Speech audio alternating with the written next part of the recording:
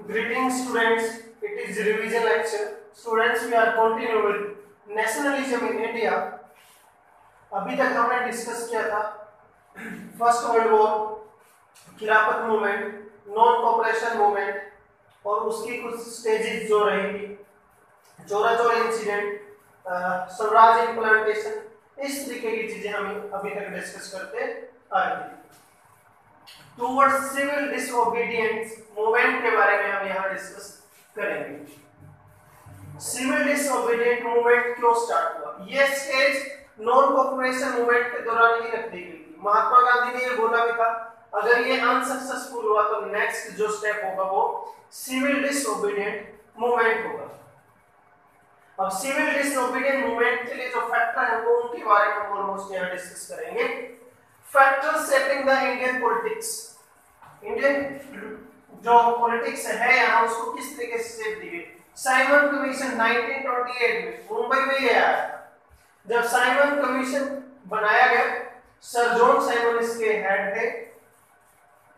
India में किस तरीके का इंप्रूवमेंट किया जाए, इलेक्शनों से रिलेटेड या फिर दूसरे और किस तरीके के सुधार रिफॉर्म इंडिया के अंदर किए जाए, उनके रिगार्डिंग सर जॉन साइमन को इंडिया में भेजा गया ब्रिटेन की गवर्नमेंट के द्वारा। अब इंडियन ने इसका प्रोटेस्ट करना स्टार्ट कर दिया क्योंकि कोई भी इंडियन इसके अंदर नहीं था और इंडियंस की प्रॉब्लम से अवेयर इंडियन ही ज्यादा होंगे ना कि ब्रिटिशर, वो ब्रिटिशर जो इंडिया में रहता भी नहीं। इसीलिए इसका प्रोटेस्ट किया और लाला लाजपत राय भी इस प्रोटेस्ट में शामिल थे और उसके ऊपर लाठियां बरसाई गई थी और उन्होंने एक स्टेटमेंट भी दी थी कि मेरे शरीर के ऊपर पड़ी हुई एक एक लाठी तुम्हारे लिए कील का पत्थर साबित होगी। खैर ये हमारे सिलेबस में नहीं है, फिर भी ऐसे स्टेटमेंट लाला लाजपत राय ने दी थी। उसके बाद great depression of 1930, great depression जब हुआ इसकी वजह से भी जो है प्राइसेस ऑफ गुड्स बढ़ गया। जो पुअर था वो और ज्यादा पुअर हो गया।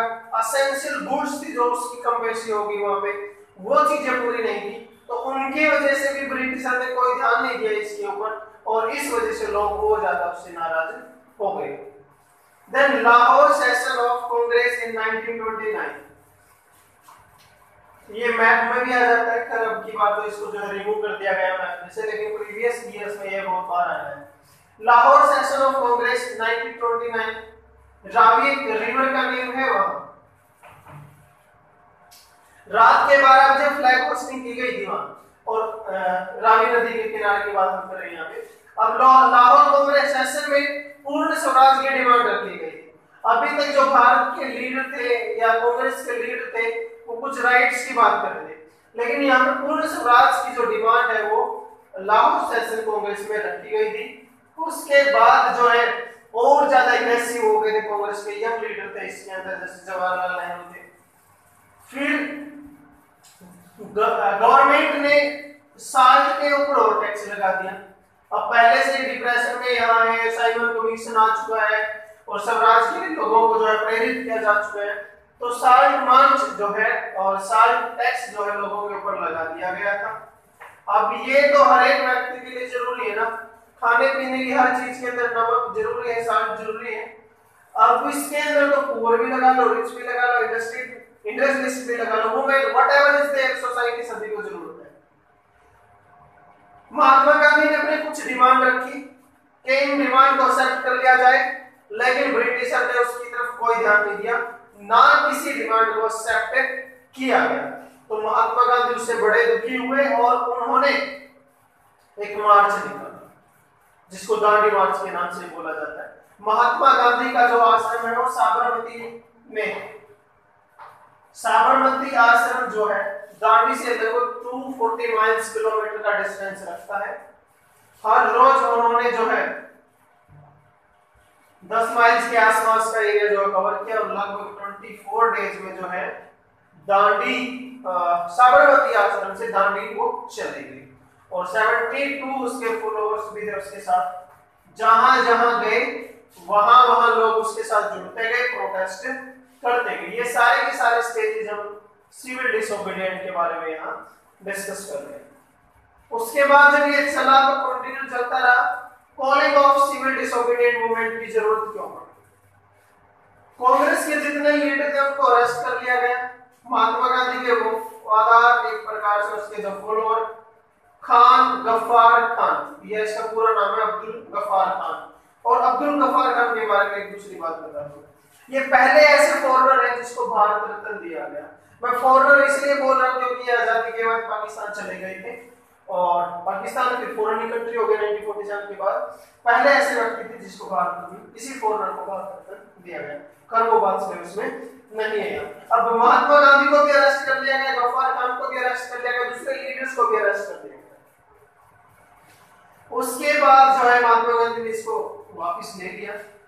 अब relaunch of civil disobedient movement, दोबारा से फिर महात्मा गांधी ने सिविल डिसोबीडिएंट मूवमेंट को रीलॉन्च कर दिया। अब जो है महात्मा गांधी यहाँ एग्री हो गए थे, गांधी इरविन पैक्ट आएगा आपका, उसके अंदर जो सेकेंड राउंड टेबल कॉन्फ्रेंस उसमें भाग लेने के लिए वो ब्रिटेन गए थे। पहले वाली का कांग्रेस ऑलरेडी प्रोटेस्ट कर चुकी थी। जिन डिमांड्स को लेके वो ब्रिटेन में गए थे उनके ऊपर उनकी सहमति नहीं बनी, एग्रीमेंट नहीं बना। महात्मा गांधी वहां से भी वापस आ गए और यहाँ आके फिर से मूवमेंट को स्टार्ट कर दिया। बट अब की बार जो है कांग्रेस के ऊपर और ज्यादा अत्याचार किए गए और एक मतलब जबरदस्त तरीके से एक प्लान बना के जो है कांग्रेस को दबाने का काम किया गया। उससे पहले कांग्रेस ने सेकंड राउंड टेबल में भाग लेने से पहले कुछ डिमांड रखी थी, जितने भी पॉलिटिकल प्रिजनर्स है कैदी उन सभी को छोड़ दिया जाए। अब जब यहाँ इनकी डिमांड रखी गई तो उन्होंने इसको एक्सेप्ट कर लिया था। वहां से महात्मा गांधी के वहां आने के बाद जो है कांग्रेस को इलीगल डिक्लेयर कर दिया। Next students, how participants of the movement. Participants of the movements के अंदर रिच पीजेंट्स और पुअर पीजेंट्स के बीच गैप रहेगा। जो रिच पीजेंट्स हैं उनके फेवर में कांग्रेस ज्यादा थी, पुअर के फेवर में कम थी, इसलिए पुअर पीजेंट्स ने जो है उनसे दूरी बना के रखी। उसके बाद वुमेन ने जो है बढ़ चढ़ कर भाग लिया, इसमें जेल में भी गई और महात्मा गांधी के हर एक मूवमेंट में सहयोग करने का काम किया है। लास्ट है लिमिट्स ऑफ सिविल डिसोबीडिएंट, दलित और मुस्लिम। पूना पैक्ट हुआ था 1932 में महात्मा गांधी और बी आर अम्बेडकर के बीच। रिजर्वेशन की डिमांड ये अलग कर रहे थे दलितों के लिए। जब महात्मा गांधी ने बोला कि मैं आमरण अनशन पर चला जाऊंगा, टिल डेथ में जो है स्ट्राइक करूंगा, भोजन नहीं लूंगा, तब महात्मा गांधी ने उसको जो है बी आर अम्बेडकर ने इस एग्रीमेंट को एक्सेप्ट कर लिया था, पूना पैक्ट को। मुस्लिमों को लगता था कि कांग्रेस जो है हिंदुओं की पार्टी है, वो उनके लिए काम नहीं कर रही और ये भी अपने पर्सनल एडवांटेजेस के फेवर में ही लड़ रहे थे अभी तक। और खिलाफत मूवमेंट के बाद से इनका जो कांग्रेस से मुकाबला ऑलमोस्ट हो गया। Students, it was all over about this lecture. Thank you. Have a nice day.